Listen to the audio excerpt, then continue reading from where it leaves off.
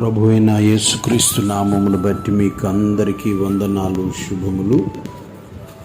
నేను క్రీస్తు కొరకు వాక్యం విన్నవారిలో మొదట పాపం ఒప్పుకోలు, తర్వాత పశ్చాత్తాపం, ఆ తర్వాత మారు మనసు రావాలి. వాక్యం విన్న వ్యక్తి సంతోషంగా తేలిక స్వభావంతో తిరిగి వెళ్ళడం కంటే ఏడుస్తూ కల్వరి మార్గాన్ని వెళ్ళడమే ప్రయోజనకరం అంటూ విలియం మెక్డొనాల్డ్ అనేటువంటి దైవజనుడు చెప్పిన మాట. అపొస్తలుల కార్యముల గ్రంథంలో 2వ అధ్యాయము 14వ వచనము.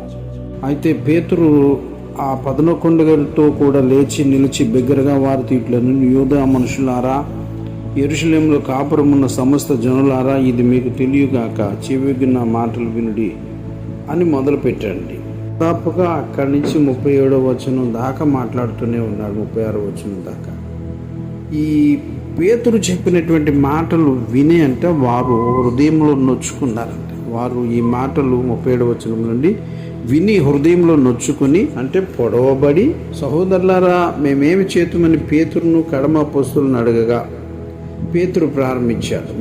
పేతురు, మీరు మారుమనసు పొంది పాపక్షమాపణ నిమిత్తం ప్రతివాడు యేసుక్రీస్తు నామమున బాప్తిస్మం పొందుడి, అప్పుడు మీరు పరిశుద్ధాత్మను వరము పొందుదురు. ఈ వాగ్దానం మీకును మీ పిల్లలకును దూరదేశస్తులకు అందరికీ, అనగా ప్రభువైన మన దేవుడు తన యొద్దకు పిలిచిన వారికి అందరికీ చెందునని వారితో చెప్పాను. ఇంకా అనేకమైన విధములైన మాటలతో సాక్ష్యమిచ్చి, మీరు మూర్ఖులకు ఈ తరం వారికి వేరే రక్షణ పొందుడని వారిని హెచ్చరించాను.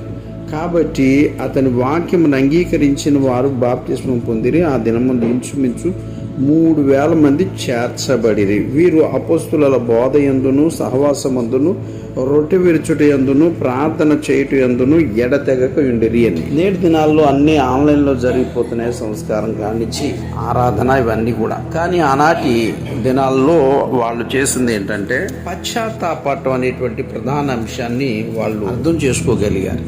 వాళ్ళు పశ్చాత్తాపం, మారు మనసు కలిగింది. అయితే విత్తనాలు 4 రకాల విత్తనాలు అనే దాంట్లో కనబడుతుంది. సంతోషంతో వాక్యం విని ఆ తర్వాత ఐహిక విచారము, ఇతర వ్యామోహములు కలిగినప్పుడు ఆ విత్తనం ఎండిపోద్ది అన్నట్టుగా ఈ రోజుల్లో కూడా స్వీట్ ప్రసంగాలు విని సంతోషించి వెళ్ళిపోవడం, తర్వాత మర్చిపోవడం జరుగుతుంది. అలా కాదు, ఫలించేవారిగా మనం మారు మనసు, రక్షణ, పాప క్షమాపణ పొందుదుం గాక. ఆమేన్.